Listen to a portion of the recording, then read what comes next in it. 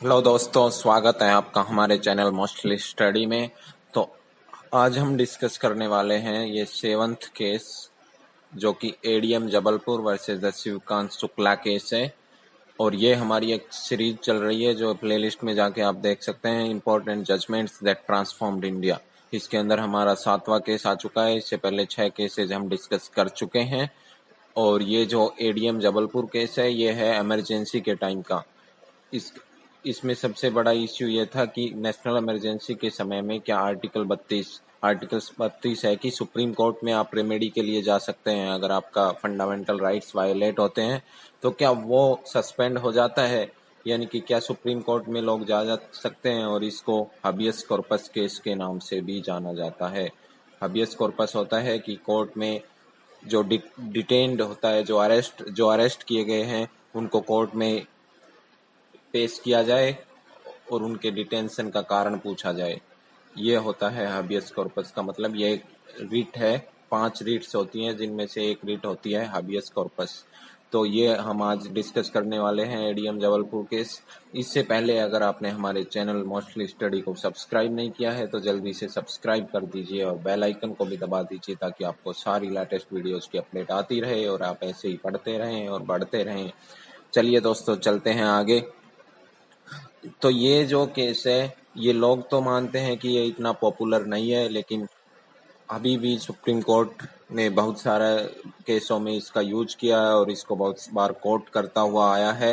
लेकिन कुछ जजेस ये भी मानते हैं कि ये गलत था, ये decision, it was wrongly decided. हालांकि 2010 में सुप्रीम कोर्ट ने भी माना, वो भी हम देखेंगे किस केस में माना था। तो अभी हम इस केस का बैकग्राउंड चेक करते हैं।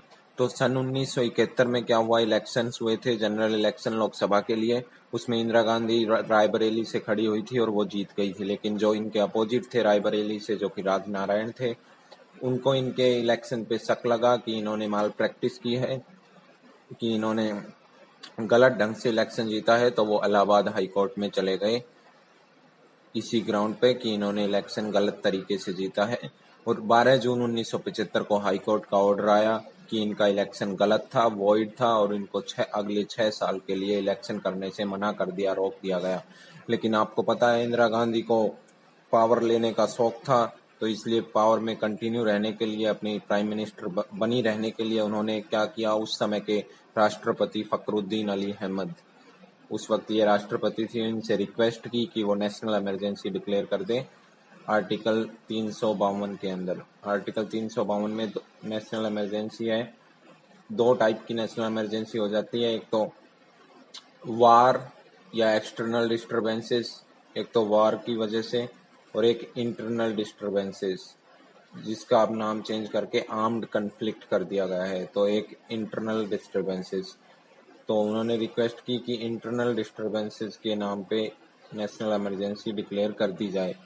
ओके, ये उन्होंने रिक्वेस्ट की उस वक्त के प्रेसिडेंट फखरुद्दीन अली अहमद से, इस ग्राउंड पे कि security of India was threatened due to कि इंटरनल डिस्टर्बेंस के कारण इंडिया की सिक्योरिटी खतरे में है, इसलिए नेशनल इमरजेंसी डिक्लेयर की जाए।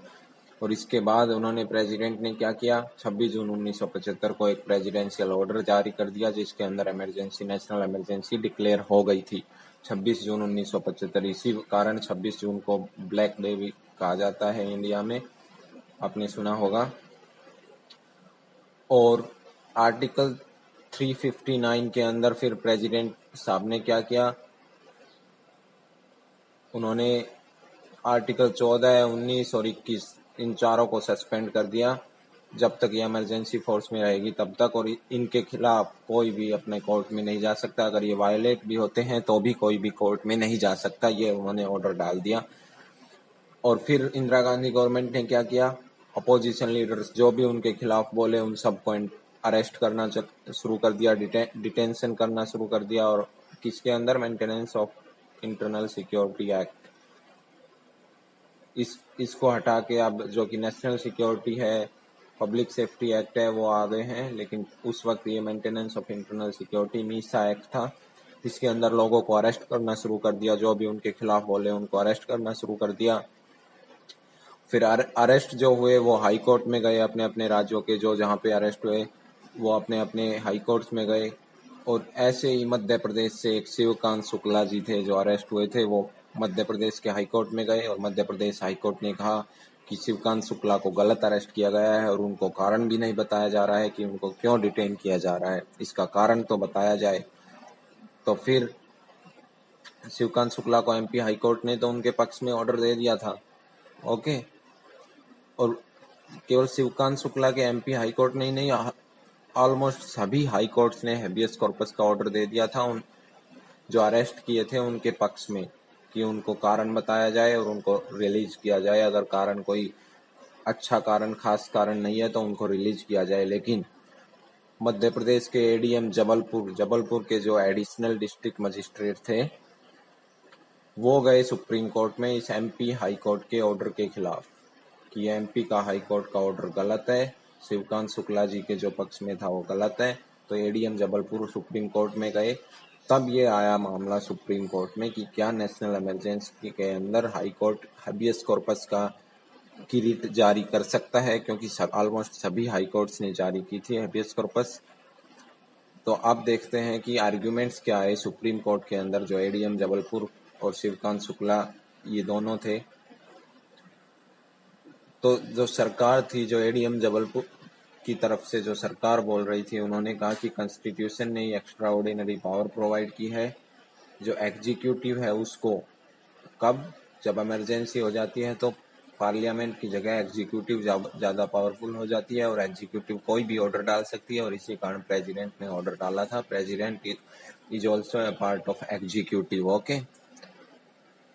और वो 358 और 59 के अंदर कोई भी आर्टिकल सस्पेंड कर सकते हैं, जैसे कि प्रेसिडेंट ने किया था। आर्टिकल 14, 19, 21, 22 हमने देखा था अभी अभी।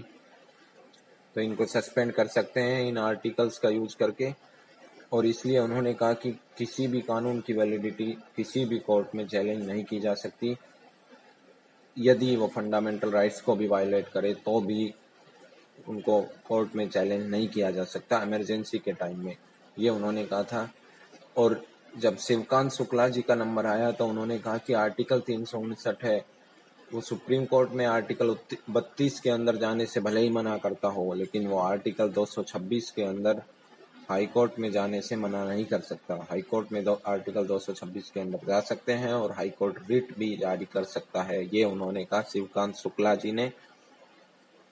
और उन्होंने एक और बात कही कि आर्टिकल 359 जो है वो एग्जीक्यूटिव पर भले ही रेस्ट्रिक्शन लगी हुई थी उनको हटा देती है, लेकिन वो केवल फंडामेंटल राइट्स के वजह से जो रेस्ट्रिक्शन थी उनको हटाती है, ना कि वो रेस्ट्रिक्शन जो principle of separation of powers से आती है। सेपरेशन ऑफ पावर्स का मतलब होता है कि लेजिस्लेटिव अपना काम करेगी, एग्जीक्यूटिव अपना काम करेगी और जुडिशियरी अपना काम, यानी कि एग्जीक्यूटिव लेजिस्लेटिव के मामले में दखल नहीं दे सकती। और यहाँ पे आके दे रही है क्योंकि सारे कानून वही बना रही है एग्जीक्यूटिव, यानी प्रेसिडेंट सारे ऑर्डर डाल रहा है और सस्पेंड कर रहा है आर्टिकल्स। तो उन्होंने कहा कि सेपरेशन ऑफ पावर्स में जो चेक्स एंड बैलेंसेज है, यानी कि कोई दूसरे के में दखल नहीं कर सकता और सभी हार्मनी से रहेंगे, एक साथ मिलजुल कर रहेंगे, उसको चैलेंज किया कि इस प्रिंसिपल को गलत किया जा रहा है। आई मीन इसको यूज ही नहीं किया जा रहा है, ये उन्होंने कहा कि रेस्पोंडेंट ने, यानी कि शिवकांत शुक्ला जी ने। इसमें एक सबसे बड़ा इश्यू जो इन्वॉल्व था वो ये था कि प्रेसिडेंट के जो इमरजेंसी के ऑर्डर के बाद भी, प्रोक्लेमेशन के बाद भी, क्या हाई कोर्ट्स हबियस कॉर्पस की रिट जारी कर सकते हैं। हबियस कॉर्पस होता है कि जो डिटेन्ड पर्सन है, जो अरेस्टेड पर्सन है, उसको हाई कोर्ट में पेश किया जाए और उस पर किस कारण से उसको अरेस्ट किया गया है ये कारण बताया जाए 24 घंटे के अंदर। तो सबसे बड़ा क्वेश्चन यही था कि क्या इमरजेंसी के टाइम में हाई कोर्ट्स हबियस कॉर्पस की रिट इश्यू कर सकते हैं। और इसके बाद देखते हैं जजमेंट क्या आई सुप्रीम कोर्ट की। सुप्रीम कोर्ट ने 4-1 मेजोरिटी से जजमेंट दी। मैं आपको बता दूं ये जो 1 है ये और कोई नहीं बल्कि हंसराज खन्ना, जस्टिस हंसराज खन्ना है, जिसको इस जजमेंट के बाद चीफ जस्टिस भी नहीं बनाया गया। हालांकि मैं आपको बता दूं वो कई साल तक सुप्रीम कोर्ट के सबसे सीनियर जज रहे थे, लेकिन फिर भी उनको चीफ जस्टिस नहीं बनाया गया इसी कारण से, क्योंकि उन्होंने अपोजिट में बोला था, क्योंकि ये जजमेंट हाई कोर्ट्स को ओवरराइड कर रही थी और उन्होंने सरकार का साथ दिया था, इंदिरा गांधी गवर्नमेंट का।